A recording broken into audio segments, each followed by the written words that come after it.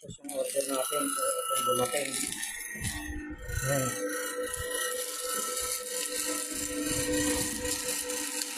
Ito. Yung dumating. Yung sapatos na order. Evening mga kalakbay, no?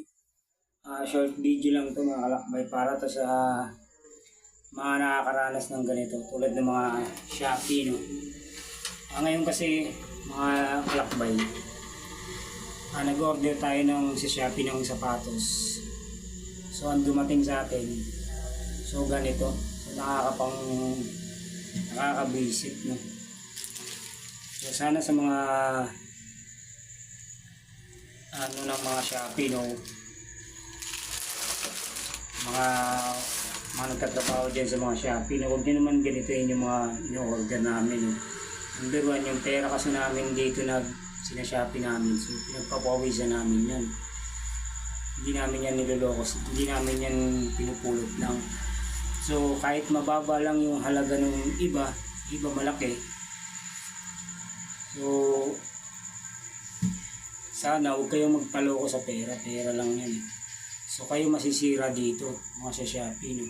Marami na kayong ganitong bagansya na nangyayari sa mga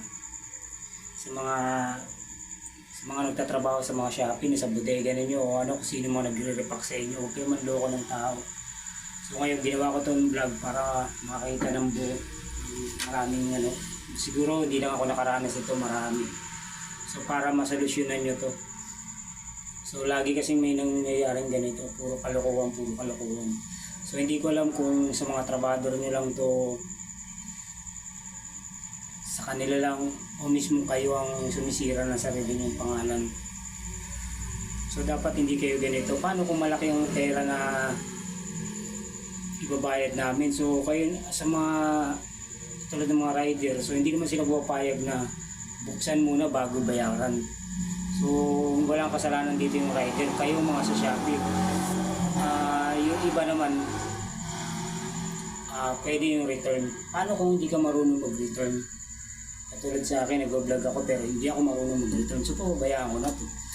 Kasi hindi ako marunong mag-return eh. Tapos number one, meron din naman tutorial para sa pag-return. So may hassle din. Meron din abala. Sobrang abala kasi pupunta ka pa sa JNT, tapos marami proseso pa. So abala siya. So actionan nyo to Shopee. So sa mga trabador ninyo, mga nagre-repack, huwag kayo manloko ng tao. Malit lang na pera, nasisira pangalan nyo.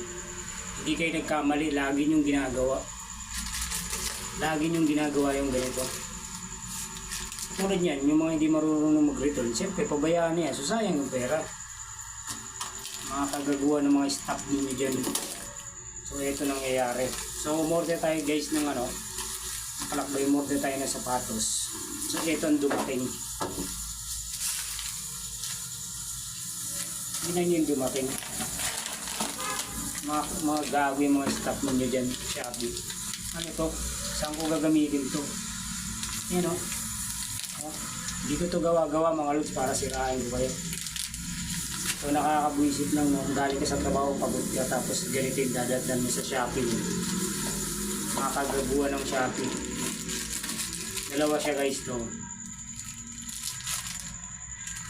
So stand to ng cellphone. Ito mabibili mo lang to dun sa Burautan, 20 pesos. So tignan mo naman. Ito lang, napakamurang halaga. Sinisira nyo Shopee pangalan nyo. Huwag nyong sayangin. Marami na kayong customer. Buong Pilipinas, halos lahat nagiging customer kayo. Paano kung umorder sa inyo ng malalaki? So sa rider, hindi siya pwedeng buksan muna bago bayaran. So hindi pwedeng ganun. Ang kawawa dito yung mga hindi marunong mag-return. Diba? So katulad sa hindi marunong mag-return, wala na. Tapo na to. So mga kalakbay, no, comment nyo lang dyan kung sino yung mga ganitong naloko ng mga Shopee, Lazada, parehas yan. So siguro sa mga gusto bumili ng pumunta na lang kayo kung saan yung pwedeng pamilya ng gusto nyo, no? Mas maganda na yung tayo na yung pupunta doon kaysa mag-Shopee pa tayo at saka mag-Lazada. So, puntahan na lang natin, huwag na tayo mag-Shopee. So, dati kasi mag-Shopee, maganda to eh. Ngayon wala na. Sinisira na nila yung pangalan nila. Sa mga staff ninyo, magbago kayo ng mga staff. So, palitan ninyo yung mga staff ninyo kung sino yung mga gumagawa ng mga ganito.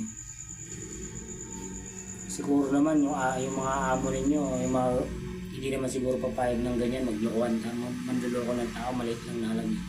So ito, wala na. So tiway na lang, napabayaan ko na. Ngayon, ginawa ko lang to ng vlog para matuto kayo. Na huwag na kayo umorder na. Hindi naman lahat guys, pero maraming nakakaranas ng ganito. Sa mga hindi marunong mag-return. So, tulad sa akin, hindi ako marunong mag-return. So pasensyahan, wala na. Ganun lang yun. Pero ngayon, nabuwasan kayo ng isang customer. Di ba? Kayo ang nasira, hindi ako.